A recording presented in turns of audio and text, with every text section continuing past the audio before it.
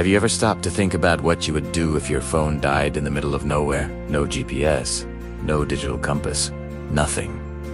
How would you find your way home? It's a thought that can feel a little unnerving in our hyper-connected world, but for thousands of years, this was the reality for our ancestors. They didn't just survive. T explored, Te migrated, and they built civilizations, all without a single satellite to guide them. So, how did they do it? How did they create a picture of their world, a map, using only their senses and the environment around them? Today, we journey back in time to uncover the lost art of ancient cartography, a story of incredible human ingenuity that began not on paper, but in the mind. Long before the first map was ever drawn, humanity's first navigation tool was observation. Early humans were deeply connected to the world around them in a way we can barely imagine. Their survival depended on it. They learned to read the sky like a celestial clock and a compass. The sun's predictable journey from east to west was the most fundamental guide. Its position at midday could indicate south or north, depending on the hemisphere, and the length of its shadows could help gauge the time of day and even the season. When darkness fell, the stars took over. The North Star, or Polaris, became a fixed beacon in the northern sky, a constant point of reference for travelers. In the southern hemisphere, constellations like the Southern Cross served the same purpose. Ancient navigators learned the patterns, the stories woven into the stars, and used them to cross vast, featureless oceans and deserts. But the sky was only half the picture. On Tegrond, the landscape itself was a living map. A uniquely shaped mountain peak, a winding river, a cluster of ancient trees. These weren't just scenery. They were waypoints, crucial markers on a mental journey. Early travelers paid attention to everything: the direction of prevailing winds, the migratory patterns of birds, the flow of ocean currents, even the type of vegetation that grew in a certain area. A change in soil or the appearance of a specific plant could signal proximity to water or a change in elevation. This was a multi-sensory form of navigation, relying on sight, sound, and even smell. Each detail was a piece of a giant environmental puzzle, and piecing it together was the key to understanding one's place in the world and, ultimately, to finding the way. This vast library of environmental knowledge wasn't stored on a device. It was stored in the most powerful computer known to humanity: the human brain. This is where we entered the world of memory-based mapping. For countless generations, geographical information wasn't written down, it was remembered and passed on. Imagine a hunter explaining a route to a rich hunting ground. He wouldn't draw a map. He would tell a story. Walk towards the rising sun until you reach the river that smells of mud. Follow it until you see the 3 jagged rocks that look like a sleeping giant. From there, head towards the lone oak tree on the hill. This is what we call a mental map. It wasn't about precise scale or coordinates. It was a sequence of landmarks and sensory cues. Entire landscapes, trade routes, and migration paths were encoded in oral traditions, songs, chants, and epic poems. These weren't just simple directions. The stories often contained vital information about the journey itself. A song might warn of a dangerous river crossing during the rainy season, or mention where to find edible berries along the way.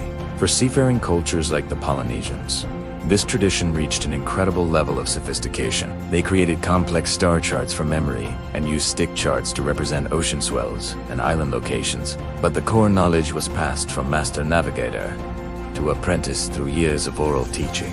This method preserved crucial information, but it also wove the landscape into the very fabric of a culture's identity. The land wasn't just a place. It was a character in their collective story, alive with history and meaning.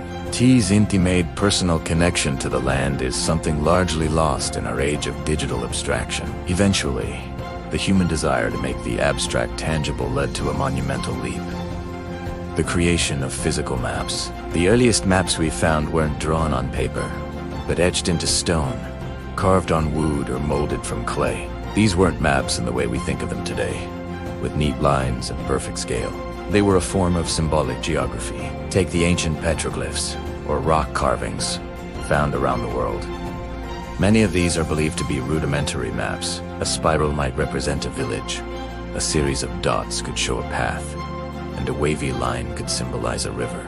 They weren't meant for precise navigation over long distances, but served as a local guide, a record of important places like water sources, sacred sites, or good hunting grounds. The famous Spadolina map in Italy, carved into rock over 3,000 years ago, shows fields, paths, and houses, representing a community's relationship with its land. These early maps were as much art as they were science.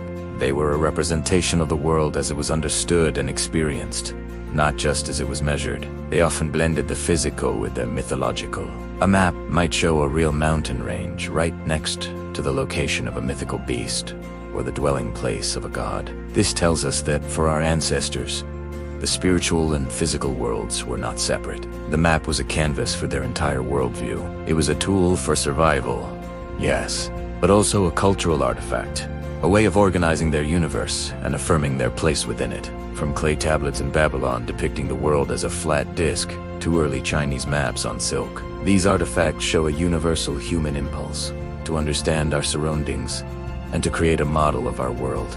So, from reading the sun and stars, to holding entire landscapes in memory, to finally carving a symbolic world onto stone, the journey of ancient mapmaking is a testament to human creativity and resilience. Our ancestors didn't have satellites or lasers, but they had something just as powerful: deep observation, powerful memory, and the drive to make sense of their world. They weren't just drawing lines. They were telling the story of their relationship with the Earth. Every map we use today, every tap on our phone that instantly shows us our location, stands on the shoulders of these ancient innovators. Their techniques may seem primitive to us, but they laid the foundational principles of geography, of understanding place, direction, and distance. They were the original explorers, the first cartographers, and they remind us that the oldest and most important map has always been the one we build in our own minds.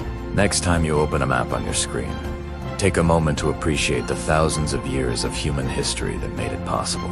It's a legacy written in the stars, remembered in stories, and carved in stone. Thanks for joining us on this journey through time. If you enjoyed this exploration, don't forget to like, subscribe, and hit the notification bell so you don't miss our next adventure into the past. See you next time.